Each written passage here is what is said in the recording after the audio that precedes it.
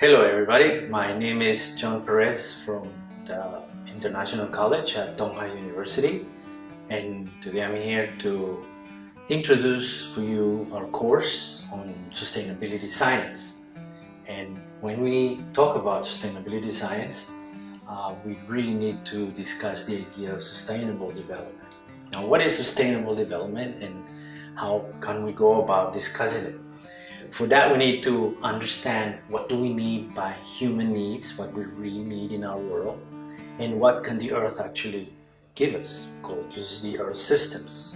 The intersection of these two is this idea of sustainability, to be able to live within the things that the Earth can actually give us. And so, in reality, what we're going to discuss in this course is this idea of the relationship between nature and society. And for that, we're going to ask ourselves very fundamental questions. What are our needs as humans?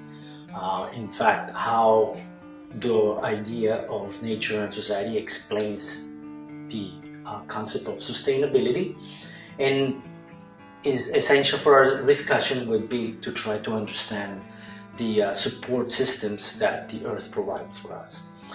Finally, the relationship between nature and society needs to further be explained in terms of our needs, our wants, consumption, and other factors that affect us. So this talk and this discussion will lead us really into the relationship of nature and society. We're going to move from global processes that are impacting the way we use things to what is it that we as society use, and how is it that the ecology can provide us, the Earth itself, with these needs.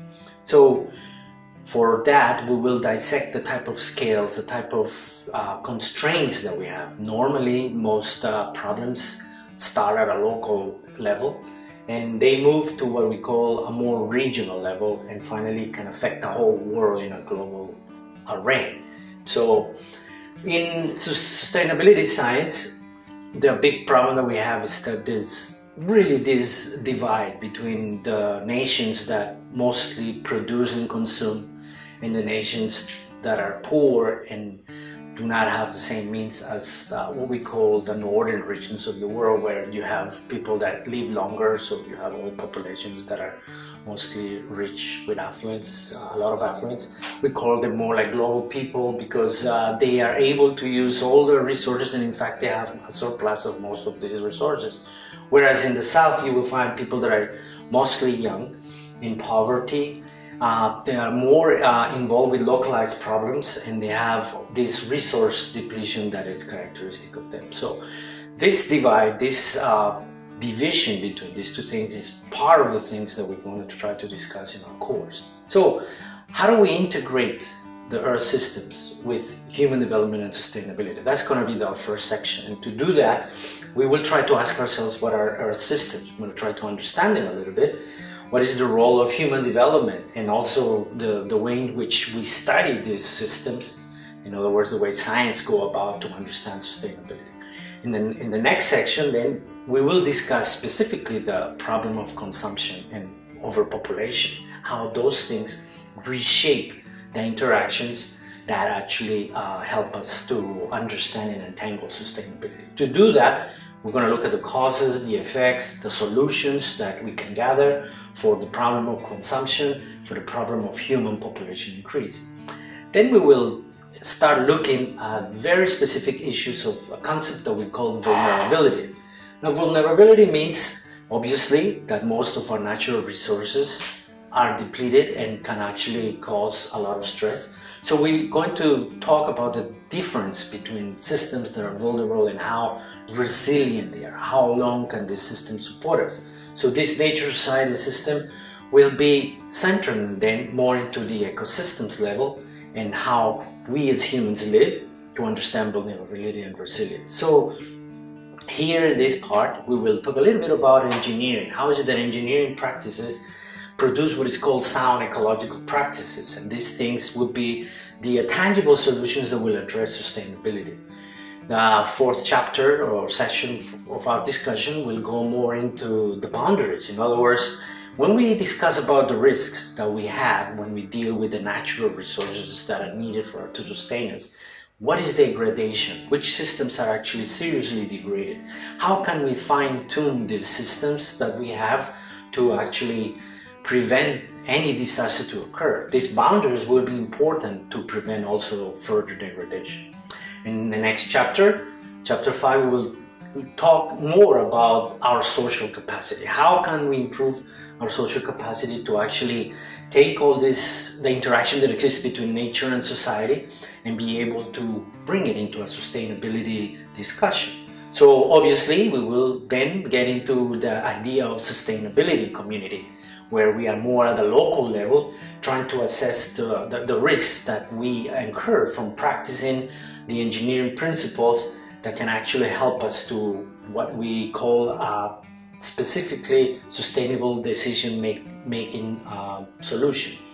The chapter number 6 will go then on solutions that will help us to make this transition between a non-sustainable to a sustainable society. So for that we will use what is called operational systems that can help us to not only monitor the problems in the environment but also report them in a specific way. To do that, we need to kind of understand then the difference between the local, the regional, and the global scales. So for instance, at the moment we know farmers that have a lot of problems with the food that we are actually consuming. We know that the world is becoming more globalized. How, for instance, at the regional level, we can actually put the limits, the boundaries that can help us to actually put effective warning systems that will allow us to decrease the risk of degradation. Finally, in another light, to be able to understand sustainability, we need to understand this issue of temporal inertia, the difference between systems that don't seem to move too fast but change over time, and then other processes that are more urgent, for instance, ozone depletion. We know this is an urgent problem that needs to be addressed, so to be able to do that, we will have to understand the operations, the dynamic interactions that happen between nature and society, and how either the lag or the inertia of these systems can be addressed to fabricate the type of models that will help us to understand not only the Earth systems, but the way in which we as humans have developed our systems, our consumption, and how we can make these systems more sustainable. We also need to deal not only with the idea of environmental degradation, but to try to find all the stresses that actually form this problem. And this is very complex things that will need to be addressed again from the concept of nature and society. To do that, the idea of vulnerability and resilience will have to be focused particularly on certain type of ecosystems that are what we call critical. We need to also move more into the type of knowledge that we have at the moment, the scientific knowledge, the social knowledge, the cultural knowledge that is important to integrate science and society. And this will help us then to tackle any kind of long-term trend that will impact in environmental development. So the idea of consumption, overpopulation, all these things are the ones that will help us to reshape this concept of sustainability. We need to understand that to be able to do any sustainability discourse, nothing is linearly. That means nothing stays the way that we plan. Things change all the time. For instance, the biggest stressor that we have right now when we talk about any environmental change is climate change. It's something that is ever present. And so it's important to understand the interaction of scientific exploration, the knowledge that we get from that, and how we can apply that into something that we create a simultaneous model that will guide us to the creation and the understanding of these Earth systems, the impacts of our human activities, and also how we integrate all these things to reduce the environmental risks that help us also to understand and to obtain economic attainment. So what we will do in our first section, we will discuss the ideas of Earth systems, the roles of human development and understanding scientific systems and sustainability. So we will look specifically not only into these systems, but also into the way in which the systems operate. In each section we'll see three things: the Earth systems themselves, how we as science have actually work to understand these science systems, and how do we apply sustainability principles that will help us to understand the whole concept of sustainability. So this is the end of our first introductory section. If you have any questions, please feel free to let us know, and stay tuned for our next session. Thank you very much.